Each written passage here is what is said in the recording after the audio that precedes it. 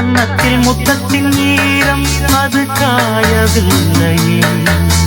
கண்களில் ஏன் அந்த கண்ணீர் அது யாராலே? கண்ணியின் கழுத்தை பார்த்தால் மனமாகவில்லையே. காதலன் மடியில் பூத்தாள் ஒரு பூ போலே. மன்னவனே உன்விழியால் பெண்விழியை மூடு. ஆதரவாய் சாய்ந்து விட்டாள் ஆரிரரோ பாடு.